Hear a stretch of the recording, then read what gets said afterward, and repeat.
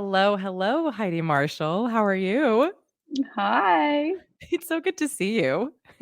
Happy to be here. Thank you. Same here. It's been so long. I feel like if I'm doing some math accurately, the last time we were in person together was back in 2018, I guess, when you came to ACT for was that right? Like for we were my final year of grad school. Was it either 2018 in the spring or was it 2017 in the fall? Oh I God. I did both, so could be either. Yeah. Probably So the spring because it was after you do showcases, yeah. which I always think is crazy that all of a sudden I come and work with people after they've done their Yeah. showcases to talk to them about the industry and about working on camera when you just had this immense exposure to the industry Yeah. and feeling so vulnerable. Mhm. Yeah, it would have been helpful to have that as a resource Yeah, prior, I would say, but, we're not yeah. here to critique, I curriculum well, necessarily.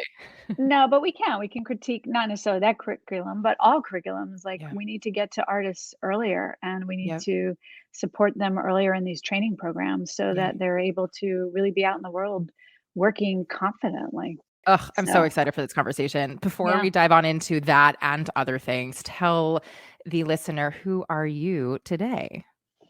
Hmm. Today, this moment, I am a filmmaker, I'm a director. I am also an acting coach and acting teacher, and I have my own acting studio that is based out of New York City. And I've been there teaching and coaching for, I don't know, I've lost count, 15, 20 years, something in there. Mhm. And I am now, of course, online as everyone pivoted. So, actually, my community of actors are across the world. I was just coaching somebody who is doing a new TV series, a really cool one, a big, big project that's filming in South Africa. Ugh, jealous. So, yeah, so jealous. Oh my god. So I am working with actors all over the world now, which is really fun. Yeah. I It's imagine like that was a silver lining from pandemic of just, like, being the world has just gotten in so many ways so much smaller that the accessibility to you or to other resources has just kind of, like, squished together. it's made a huge difference. I love working with actors that are in other acting communities, actually, very specifically, because what they have access to, as you said, it's much more limited, but Mhm. it's also the knowledge is more uh, restricted. They don't Mm. have access to what is it like to do a screen test because maybe in that community people are not doing screen tests. Yeah. What is it like to be on a big budget set because those big budget sets may not be in their community? But even just different cities function in different ways as well. Yeah. So the Atlanta market is very different than the New York market, and what the casting directors like in Atlanta is very different than the New York and LA market and what they like, the casting Mhm. directors. So it's been actually a really great learning for me as well to hear from the actors across the world and the Yeah. country in particular about what's going on and what is being told to them and Yeah. what tips are being passed around. I have lots Interesting. of opinions about all of it. Yeah, clearly, which I'd love to hear if you wanted to share. Well, have you felt for yourself that as you now teach, you are incorporating those other lenses into those teachings? Or is it more just like now that you know that each market is operating in these ways more specifically, you're able to cater to those?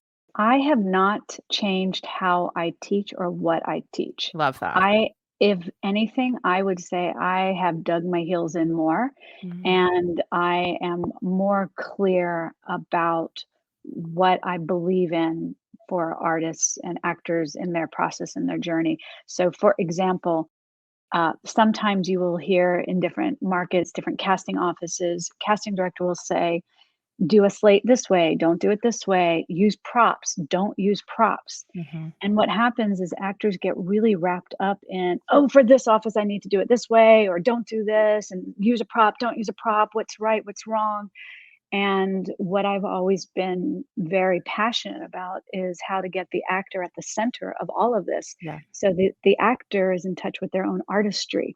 So, what does your artistry say? Does your artistry say, I need to use this prop? Does my artistry say, I don't want a prop because my imagination is bigger at this moment?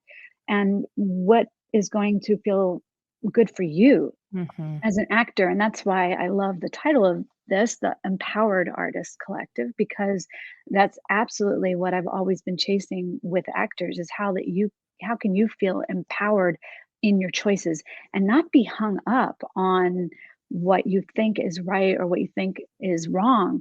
Yeah. And that comes from my background, which was being a casting director for many years for Broadway and film and television. And I would see every example and counter example of what would book someone. So one actor comes in and uses a prop and they book it. One actor comes in and doesn't use a prop and they book it. Right. So there really is no one way that anything should be done. There's etiquette, perhaps. There is knowing boundaries within an audition setting, perhaps, relationships, how to build those. There are some kind of humanistic qualities that I think are important to Yeah. talk about and understand. But ultimately, there's no one path and one way to do an audition. There's nothing that you can do that's going to guarantee that you're going to book it. Yeah. So, what we have to look at and spend our time on is our artistry. And then that's what I believe leads. Yeah. And you have literally affirmed why you are here. I mean, I'm such a huge fan of the way that you work for that exact reason. I mean, just even back however many years at this point in that physical space, just watching all my classmates and myself included get to the heart of who we are through that material, right? Versus just, the idea that we have of the thing and how can we be that. And that is, for me, the antithesis of why Mhm. I am an actor and an artist, but also truly, like we say in this space all the time, there's no one right path. There's only a path for you. And you literally have just said that. So amen Yeah, to that. I'm yeah. curious just to take us back then through your transition from casting director lens to where you are now. What made you shift in that way? And obviously, like some of the things that you've taken from that, you've already kind of expressed, but even more so, like how that has made you the acting coach more specifically today. Yeah. Well, where I really started was as a director. Great. So I started in theater. I went to conservatory. I went to Carnegie Mellon. I studied theater directing at Carnegie Mellon. I was not an actor becoming a director. I was always very clear that I was a director. Mhm. And I fell into casting with Bernie Telsey Casting Office because I was literally just looking for a way to survive in New York City. And And casting was the way? it was a job that I heard about, Wow. and it was not popular at that time. It was Yeah. not at all something that you would come out of a theater program and say, "I wanna be a casting director." No one was, I always say, no one was coming out of the womb going, "Make me a casting director." It was really, kind of an accidental thing that Yeah. people would fall into. And when I started with Bernie Telsey, it was just me assisting 3 other guys, and Bernie and Will Cantler and David Vicari, and I just thought it would be interesting to learn another angle of the industry and get a paycheck. That was it. But the moment that I started casting happened to also be the moment that we had been casting for a little project that became this overnight tragedy, which led to this mega hit sensation. We had been casting for this little musical called Rent. Surprise. So, surprise. So, I happened to be in that moment, you could say right place, right time. But truly, Jonathan Larson's passing affected not only the industry and changed musical theater Mhm. history, but anyone who was working on that project at the time, their lives changed and Yeah. mine changed with that. And I suddenly found myself in the center of this kind of this storm, which was, how do we keep Rent going? We're moving to Broadway really quickly. We have a national tour to put out.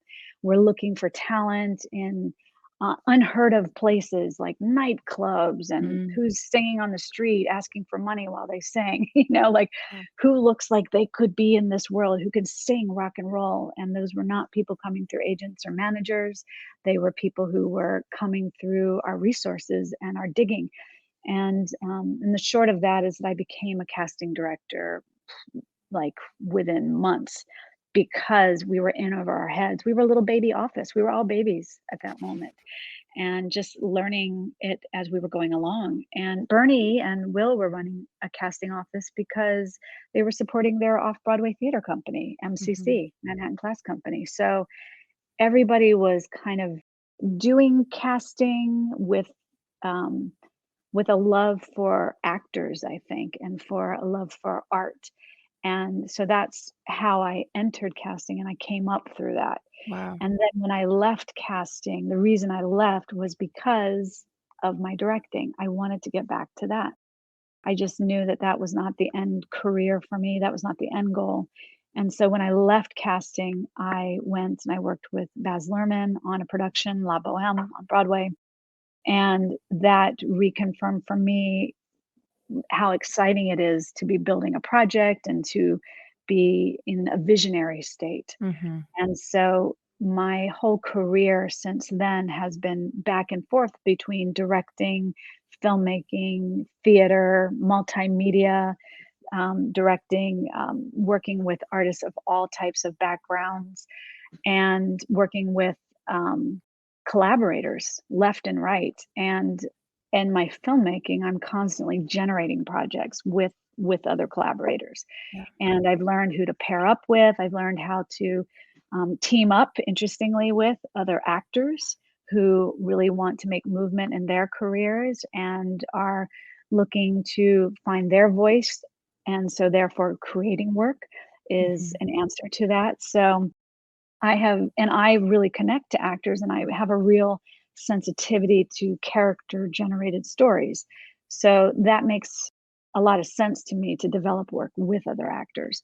So I have been filmmaking and making my projects over the years, and developing and developing and developing, and not all of it gets made, but that's the life of the artist.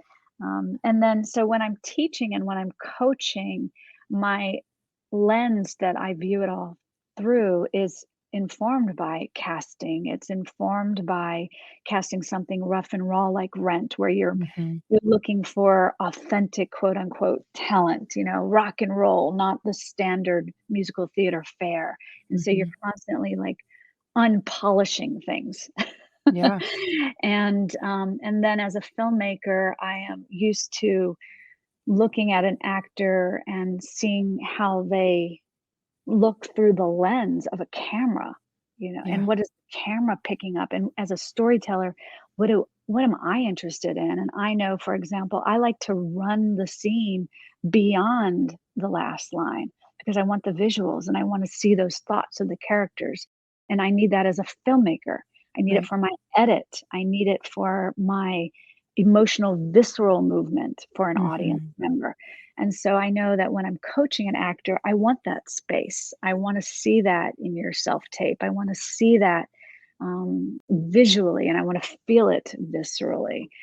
So hopefully that addresses, Yeah. Yeah. I have No, many hats, I love and it. all add up somehow, to when I'm working with actors. And I imagine they also enhance each other, forget the adding up. It's just, I imagine you as a coach helps your filmmaking, you as a filmmaker helps your casting, you and the casting helps like it all helps each other. I think so often we're taught, and we can go back to institutions and curriculum if we wanted to, but like we're taught, that first of all, that like there is some sort of like one way to do this, which we've already debunked. Like that is not the case. It's not like you go to law school, you become a lawyer, you go to med school, you become a doctor. You just don't. It's not the way that it works. But we're taught these things that like stay in your lane, become the best dancer and only dance, or become the best singer and only sing. And it's like, first of all, the industry is shifting for better, I would argue, in that, people are recognizing that people have many a talent, and that is actually only going to enhance the way they show up for all the different quote unquote hats. But also, like, you only focusing on this one thing is minimizing all of your creativity, and all of it plays with each other, right? So I think this cumulative, idea is just, it's paramount. Yeah, I've got a couple of things to add on to that. I would say, are they teaching that now? I'm hoping that schools are not just teaching that now. Yeah. I've been working with a university down in Texas, actually, that has been bringing me in to work with their MFA program. And I'm really excited that these graduating students they're in an acting MFA program. And in their next semester, they are all being teamed up with the film department. Yes. Duh. Why would you Yeah. not do that? Right. Mhm. And so now they are moving into the mode of working with filmmakers and how do they generate those projects with those filmmakers. And so I think that there are teachers, and it's small, but there are teachers within these programs that are starting Yeah. to get wind of this and are starting to try to figure out how to empower their actors beyond just like learning what agents and managers do, you know, Yeah. and getting them into that kind of self-generating mode. And the other part of that is that, and this might blow people's minds a little bit, but there is an agent that I was talking to that is at one of the big agencies. And she recently said to me, it's very hard for me to be able to sign anyone here for two reasons. One, because like 20 to 40 other agents all have to also agree Mhm. on this one client. It's not just one agent saying, Right. we'll take you. They have to convince their whole team to take you. And then number two, she said, it's very hard for me to work with someone who is only an actor now. Yes. Ooh, yes, agent. And it's not because the agent is saying, I believe in this. They're saying it because that's what I'm being asked for. Yeah. My agency wants me to work with actors who also write or also produce or also do other things because that's frankly, that's more money making opportunities, Yeah. you know? Yeah. And so they are starting to long gone are the days when it was, and I remember this when actors were told, hide writing off on your resume, take it off your acting resume, take off producing off your acting resume, hide it, you know. Now it's, I think we have to start figuring out how to be clever, how to put that onto these Yeah. resumes, and how to be able to lead with, I am an actor and I do these other things. Yeah. Yeah. That you are a creator in and of yourself. Hmm.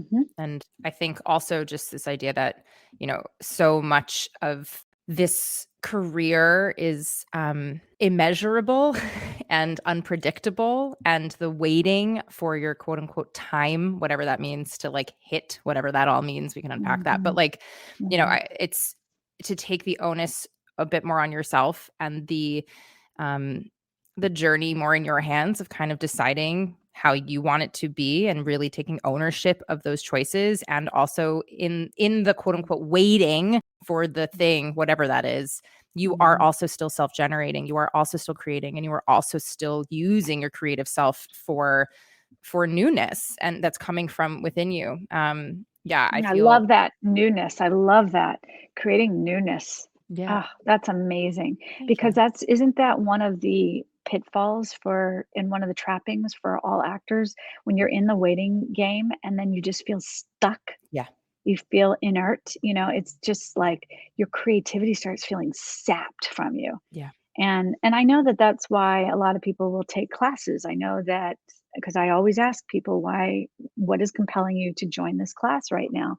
And it is usually coming from, I just need another gust of inspiration. I need an Mhm. outside eye, but ultimately they want to feel movement. Yeah. So creating work is another way of creating movement Yeah. as well. And it doesn't have to be good. You know, it doesn't have to be good work. But That's also good is subjective, like, that's totally, exactly. It's totally subjective, but it's where the hang up starts and then Mhm. people get stuck again. Yeah. But the doing of it is what creates the movement. It's Yeah. always funny where people will, I'll see them, they say, I joined this class and then all of a sudden I got all these auditions or I booked this job. I'm like, yeah, I think there's something in that. It's the manifestation game, right? Yeah. Which I don't quite understand, the manifestation thing. I wish I did better, but I do think it's like you're getting out of the thought process of, well, I need to get this. It's more like, I would love this to happen. And simultaneously, I'm going to also, whether it's distract myself or surround myself with other artists who are also creating or be inspired, all of that will simultaneously just like, I think you inevitably are spreading your tentacles in a way that you feel more open somehow.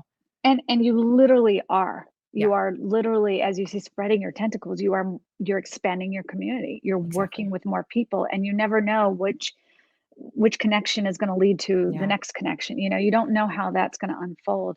And also your own confidence starts building Mhm. because you are working, you're in the doing of it. Yeah. And guess what happens? That shows up in the self tapes, Yeah. that shows up in the audition room. We feel the difference of an actor who comes in the room that is in that work and is in their process and is deep in it Yeah. versus like, let me just get hired for this job. That's a Yeah. very different energy that comes in the room. Yeah. I always love to tell the story of Phil Hoffman, how I remember I knew Phil well and knew him for years, and I also saw him audition.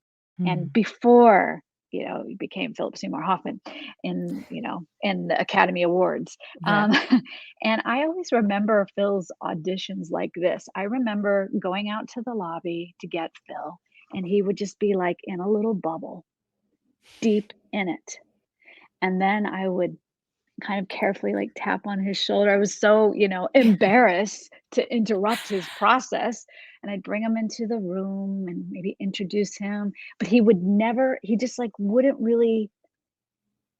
he wouldn't address the room Mm. because he was still in his zone. Mm. And then he would just kind of nod at the reader or kind of maybe go talk to them quietly and connect for a minute. And then he would just take that time and then start his scene. And you just always felt like Phil was in process. He's Mm. always ruminating on this role. He's creating this world around him. He's in his imagination. He's in his feelings about Mm. this scenario. He is in that. And then we watch that and we feel like we're watching a performance. Mhm.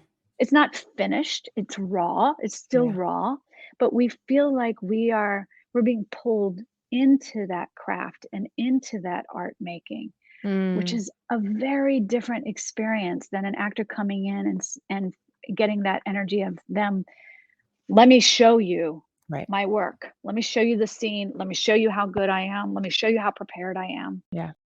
It's a different energy and Yeah. experience that we have with room in Yeah. that room. Yeah. I think, like, it's the desperation energy. I coach a lot of, Mhm. artists who are applying for BFA and MFA programs Mhm. specifically, Mhm. and, we talk a lot about, like, the audition process itself, like, the holding room of the space, and, like, being able to hold onto your own energy and trust your own energy and not necessarily be like a magnet for the other energies in the room that come in with a lot and a lot of feelings, which are totally valid and welcome, but just keeping like Mm. your own peace within yourself to just hold on to whatever is truthful for you. I think everybody has their own process when they walk into an audition room. I know for me, like if I don't talk to the people behind the table, then I feel like there's already some barrier, right? And it's like Yeah. I need that conversation so that they can see that I'm a human, and then I can remember that I'm a human, and then this human needs to tell stories about humanity, right? For me, that's like my process. But like I totally understand for Philip Seymour Hoffman, like it was like this: we get into our vision, and we are here in the space, and this is the world of my character, and this is the world of the play, the movie, the show, whatever. And if I don't stay here, I can't come back and access that. Like it all makes sense. It just has to make sense for you, you Yes, know? and you are phrasing it beautifully too about storytelling. Ultimately, you're in that room to tell a story in an Yeah. audition, right? So even if it's just a monologue for a school, let's say if you have a monologue, you are telling that story for 1 to 3 minutes, Yep. and you're immersed in that storytelling. Yep. And Yeah. that again is different than I'm here to please you. I'm here to be liked by you. I'm here to get the thumbs up and be hired. Yeah. That, and it's not to dismiss wanting to get hired because every actor does want to get hired. Every actor wants to get accepted into the program that they're applying to. Yeah. We want to feel that forward movement as well.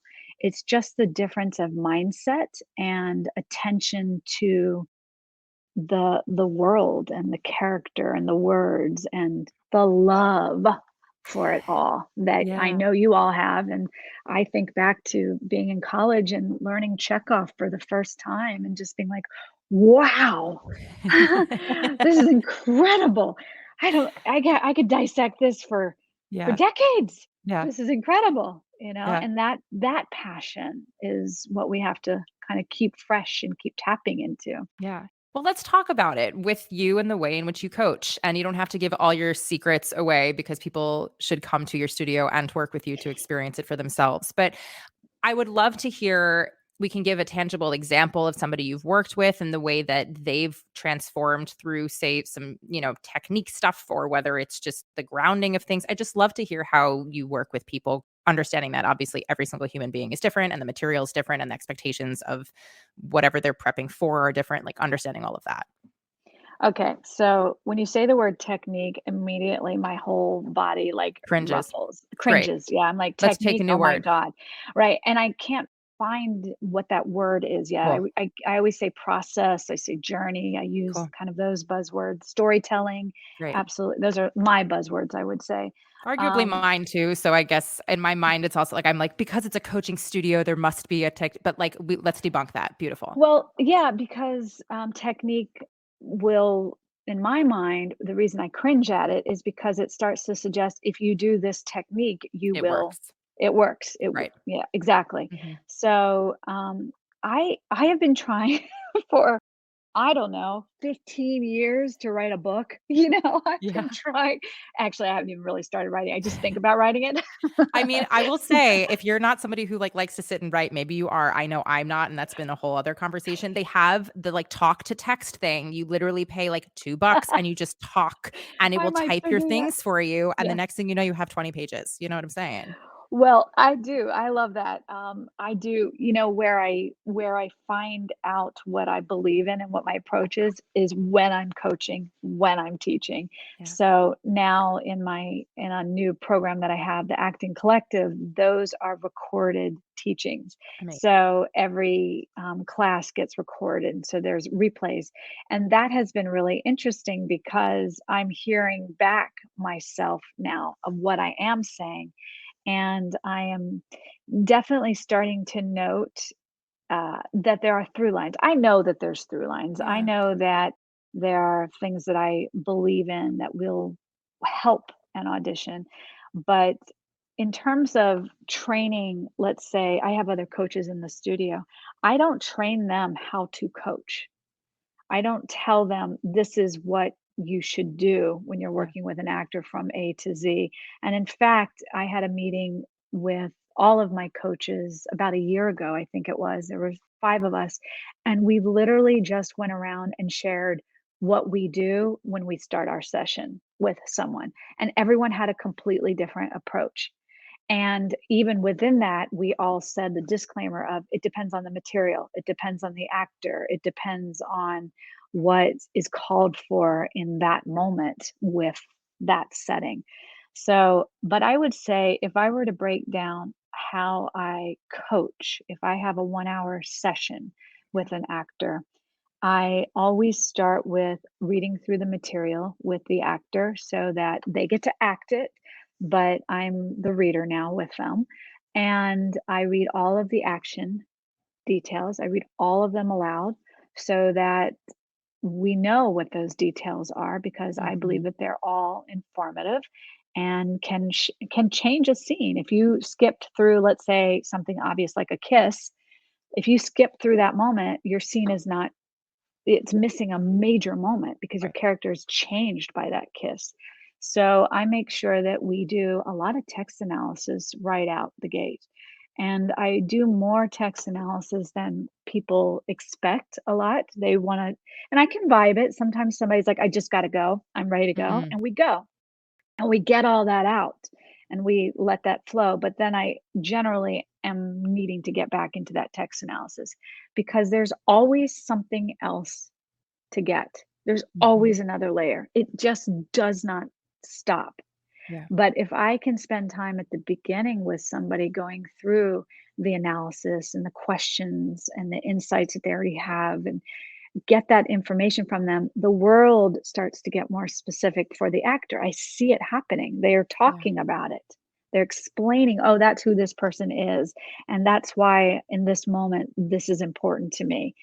So the analysis is usually one of the first drop in places, I would say. And then I usually then have to spend time working through the specifics in terms of blocking, because if there is any physical activity, we need to make sure that we're clear about how to do that in this frame, Mhm. and so that the camera is still with you.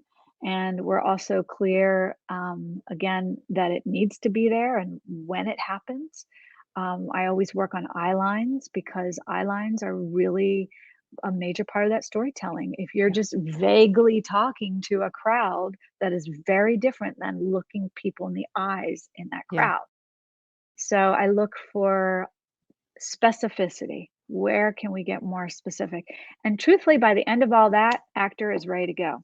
Yeah. And then there are maybe some other personalizations that I might pull out, and this is as this feels like, and we kind of find some references that are current, or current news. It could be even, oh, this is just reminds me of this is that's going on in the world, or and that's really useful for things like sci-fi. If you're doing something that's very futuristic, you got to find out how it's relevant now, because that's what they're really writing about. They're writing about current themes and current Mm. relationships. So when so anchoring it into something that is relatable Yeah. is usually, for me, sometimes it happens in the analysis naturally, but then I usually kind of layer it in a little closer to go time, Yeah. because then it's fresher. And then we just start going, and then everyone learns very quickly that my goal is not too many takes, because I don't wanna breed that habit for an Mhm. actor. It's not healthy. It's not good for you psychologically. It leads to feeling like you're going for something perfect when you cannot. It doesn't Sure. exist. And also when you go to set, it you do not have unlimited takes. You have Right. limited. You have 2, 3, maybe 4, maybe 5 takes. Depends on if you're the lead.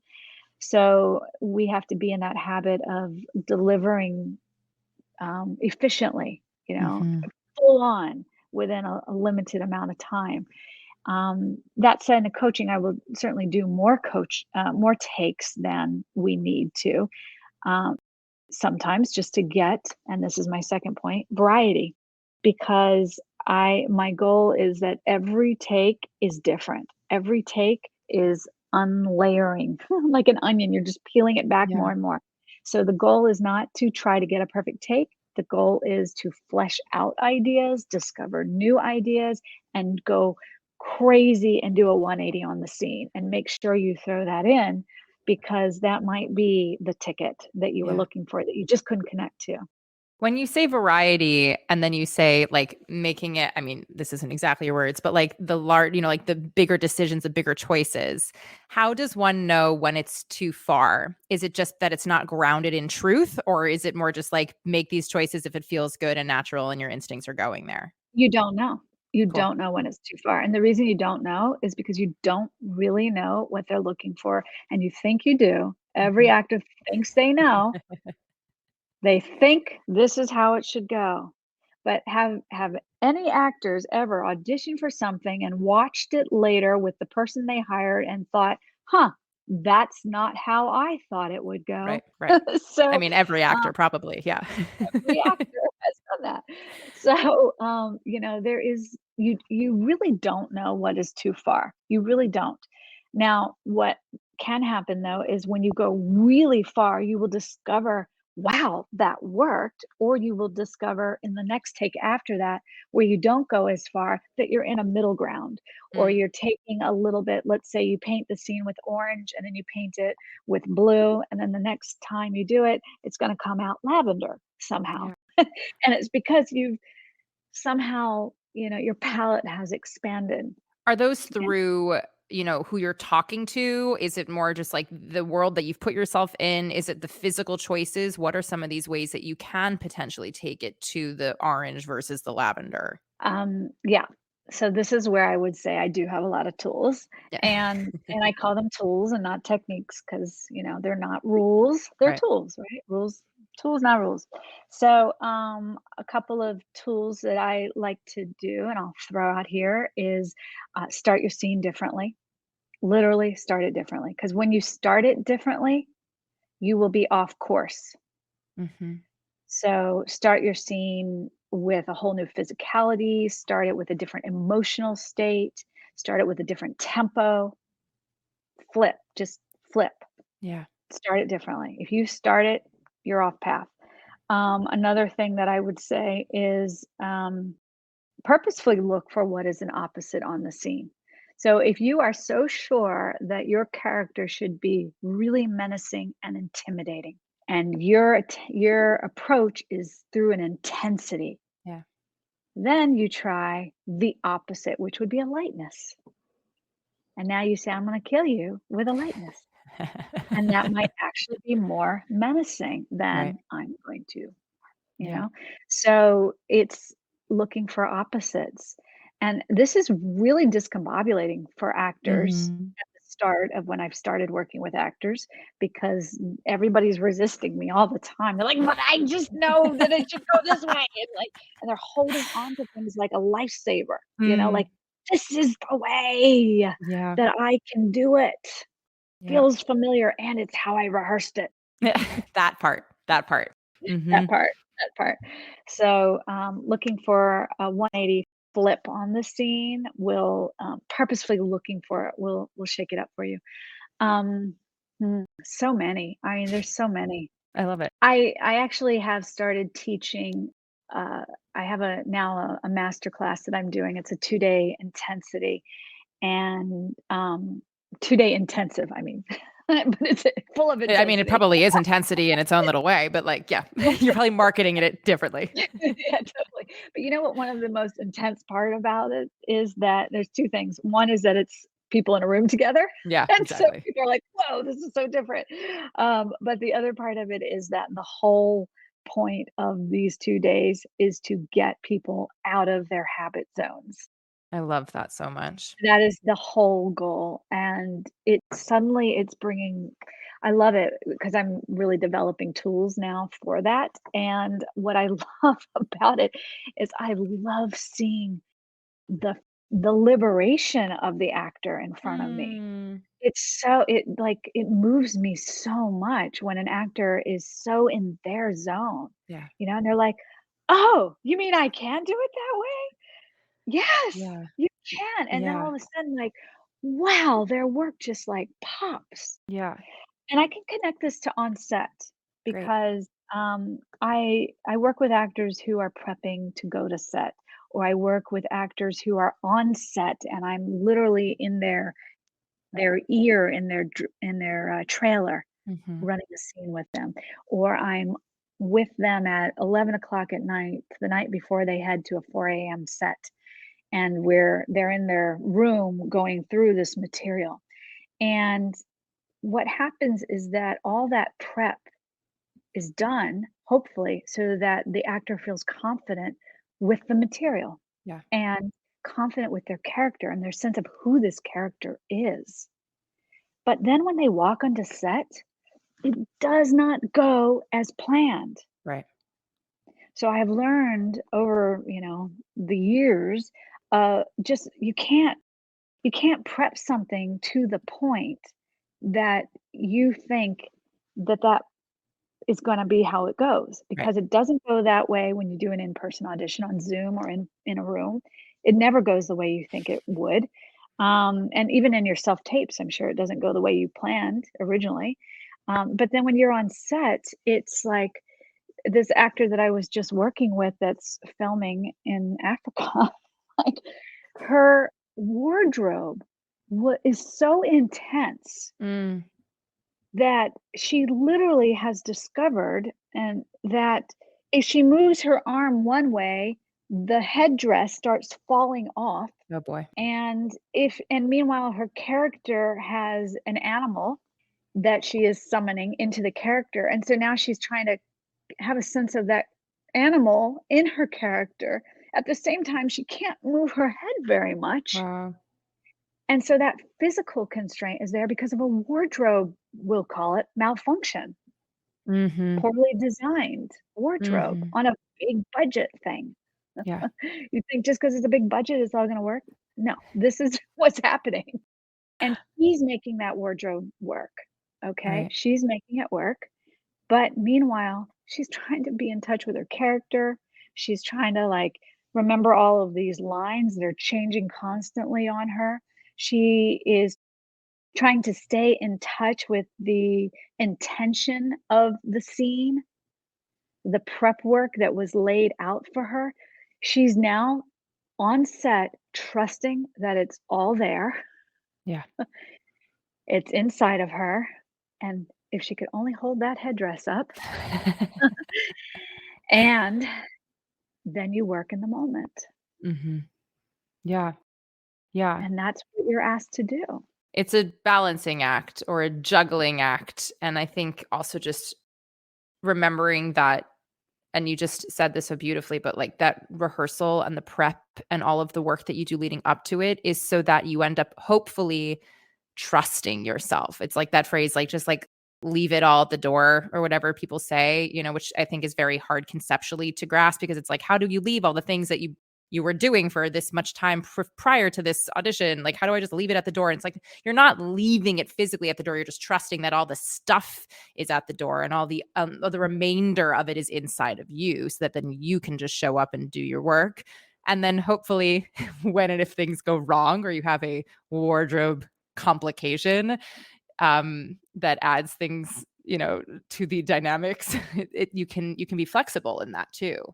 Yes, and this is where my filmmaker brain kicks in all of the time because whenever I am on set filming, I am heading back into classes and back into coachings with that Mhm. information and that reminder that as a director, it didn't go as I planned either. Yeah. And I am reliant on the actor in those high stress situations to make it work. Yeah. Please make it work for the story, make it work Mm. for the production team, make it work for the director, make it work for the writer. Because right now, we're all putting out fires everywhere. Yeah.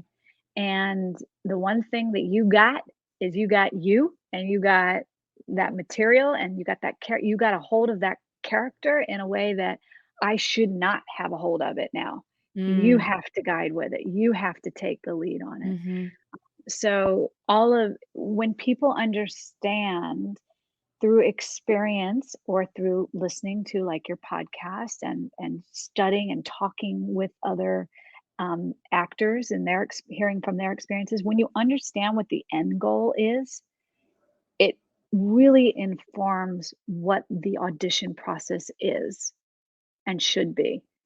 And it's Elaborate on really what you mean by that.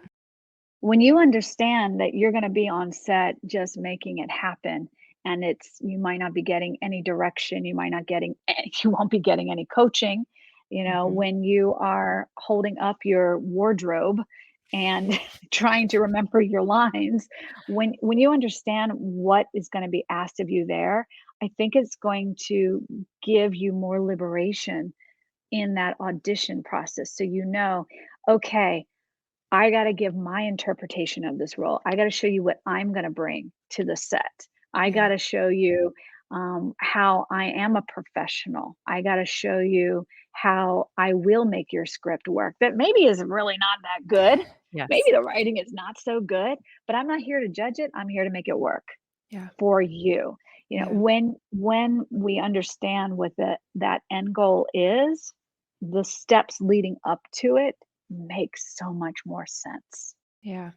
Think That's like a little lightning bulb way of rephrasing it for my own brain too, of just like reminding oneself of how you fit into the overall puzzle. It's very easy to get tunnel visioned and self focused because that's really all we have is like your own process and your own page and your own auditions, right? But remembering that it really is a part of a bigger structure, and that you are this puzzle piece that allows the structure to continue becoming what the structure is supposed to be. And how can you serve that, not at the belittlement of who you are, but actually the opposite of, by bringing yourself, you are only enforcing that structure to be the best structure that it needs to be. And you need to own that in order for you to be that puzzle piece. And that's why you're an empowered artist, to use your name, an Yeah. empowered artist versus a dependent artist. Mm-hmm. Yeah. You're empowered with your choices. You're empowered in your process. You're not dependent on others to tell you what your choices should be. Yeah. Yeah.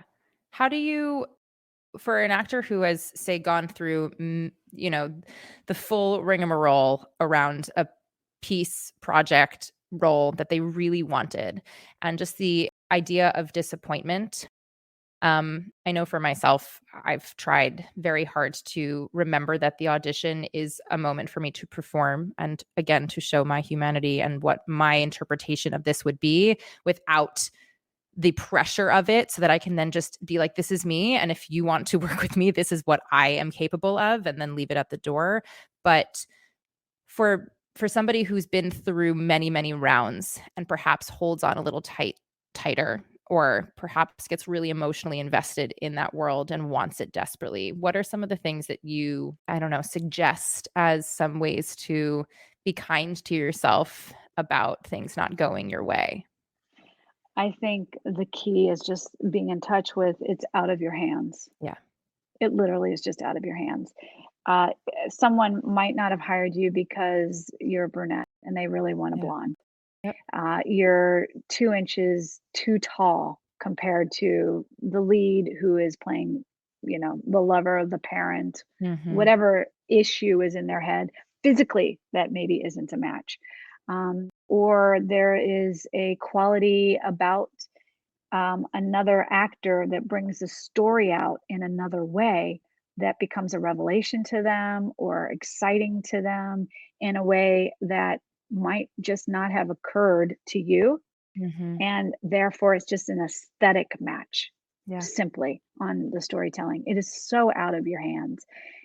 And know that people on the other side are always indecisive as well. They're always taking a gamble, and there's always a risk in any choice. So if they pick between Jennifer and Heidi, it's a risk. It could go either way. They could Yeah. pick Jennifer and they're like, ah, gosh, if only we had picked Heidi, Yeah. or we had picked Heidi and gosh, we're so glad, that we tried Heidi, but now we're going to go back to Jennifer, Yeah. like, Yeah. so you really, it's so out of your hands. And then there's politics involved, meaning there is more than one person making a decision. It's a director influenced by others, or it's a studio head stepping in and saying it's got to be this or that.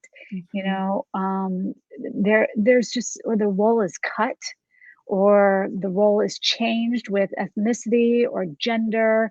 They go a whole different direction with it.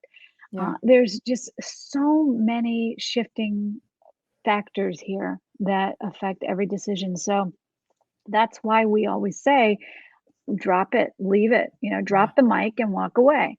Yeah. And that's how it goes. I have an actor friend who is very, very successful, and he's done 3 now hit TV shows, been series regular on these 3 shows for, his throughout his career. He blew me away when he told me that he had done, I think it was like 23 pilots. Wow. Lucky man. Pilots. Lucky man. Yes, And and and 23 disappointments, yeah. or Yeah. maybe take out the 3, so 20 disappointments on a pilot, and that feels so lucky. Wow, you had all these pilots? Oh my god. Yeah. Yeah, well, how many of them didn't go? Right. And why didn't they go? Was it the chemistry? Was it the story? Was it the writing? Was it the showrunner? Was it the producers? Was it the time slot wasn't Yeah. available?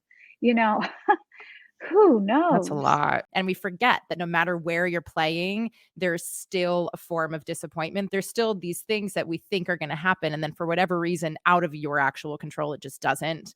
And that's so hard to come to terms with. But I think once one is able to accept that that is literally just par for the course of what this world that we've signed up for is about, then you just are able to show up and, yeah, throw things 180 one way and try to have more fun and try to just hold on less tightly because that's actually the job. Yes, that is actually the job when you are on set for sure. So Yeah. why not practice that in the auditions? Yeah. And the more that you practice that in your auditions, I do notice with actors that they start to find more ease with being an actor who is being hired and not hired. Yeah, Mm, because it becomes about I'm just in my process and I feel like I am a working actor because I'm working on my yeah. process all the time. Yeah. And then you can confidently say, "Yeah, I'm an actor." Yeah. You can be an actor without being on set all the Amen. time. Yep. You can be an actor without ever being paid for it. Correct. Yeah, you're an actor whether you are working or not, if that We is would say that about a Mhm. painter. Correct. We would say that about a musician. Mhm. You're a Yep. musician because you play an instrument. It Correct. doesn't mean because you go and make a living at it. Yep. Yep. So, being an Amen. actor is, 24/7. Yeah. Just Yeah. be in it. Yeah. As we wind down our time, I don't know how time went so quickly because I could keep talking to you forever. I'd love to hear a little bit more about your collective and then more specifically about the classes that you do offer for anybody who is listening if they wanted to work with you. So I offer studio classes that are designed curriculums that are usually about 4-week classes. And in those classes, I do deep work in all of these areas that we're talking about and cover things like marketability and how you can place yourself in the industry. So I bring some business part into it, but it's always generated from knowing yourself and Mhm. discovering that through the work and the scene coaching. I so those are the classes and I some of the classes are specific on themes like I have a genre class which is specifically about learning genres and how to identify genres because if you're auditioning quickly you need to be able to move quickly Mhm. through genres. So those are the studio classes, and then I have something called the Acting Collective, and what that is it's really about one of my tenets, which is build your community around you and accountability. And we we thrive when we are surrounding ourselves by others who are also passionate about what we're Mhm. interested in. So, what we care about. So, the Acting Collective is a membership, and people have access to master class teachers. So, I bring in other artists to teach all of the time because obviously I know a lot of artists, and I really believe artists should be teaching other artists. Yeah. And even having an intimate Q&A session with someone who's a series regular on a big show can be so informative and give you that information that makes your Yeah. audition process more relatable and understandable. So there's other artists that come in through the Acting Collective, and I also coach regularly in that as well. So I have open sessions for that, and those have replays because people need to work on their own schedules sometimes. Yeah. And that's something that has really changed and pivoted here with being online and in our new era that people are on the go and people are at home and working remotely. And it's just kind of all combinations of it. So I've Yeah. just been learning how to create access points for actors in all those areas. Yeah. Yeah, I'll take a class with Heidi Marshall. I mean, not that this is like me plugging you, but it is. I mean, I have you on here because I think you're dope. So Well, I can't wait to work with you again. I know, Let's same. This do is like that. I know. Because This is I like also wanna see where you're at. I mean, that was yeah. 2018, you said, probably? Yeah. So, Lots has that's a changed. long time ago, Yeah. Very much. and really, actors shift every season, Oh yeah. you're shifting Oh and yeah. If I think about the reevaluating. actor I was then to the actor I am now, it's like, oh boy, in the best Yeah, way. In the best and the way. types of roles have Correct. changed that you have access to, as well as you've changed. Yeah. Mhm. Yeah. So, Which it's is it's good. It's good to constantly check in. oh yeah, I know. I need to Mm. they're like now it's like the to-do list in the good way on my page of like, all right, let's make time, find the time. My final question is with anything that we've talked about, or, anything else that is like in the ether, is there something that you feel we haven't mentioned that a listener maybe wants to hear from you specifically, or a little pearl of knowledge and wisdom before we exit? I can just respond to something that I hear all of the time, Yeah. which is, are we ever going to be out of this self-tape thing? And we're not. No. We're not. We're Mhm. not. We're not. And there's a lot of reasons for that. But trust me, I ask casting directors all the time because I want to know what's coming down the pike. And a lot of things have shifted. They frankly also just don't want to have rental spaces. They Yeah. don't want to have studios and have that overhead. And when they can put it on you to do your audition and send it in, or put it on the studio or the producer to rent a space for a callback or a screen test, that is what they prefer to do. They Yeah. don't need that overhead anymore.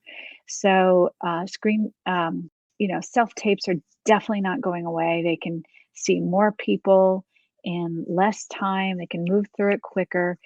It's important for everyone to get comfortable doing Zoom auditions, EcoCast live auditions, and practice that at home, tech setup. It's really, really important.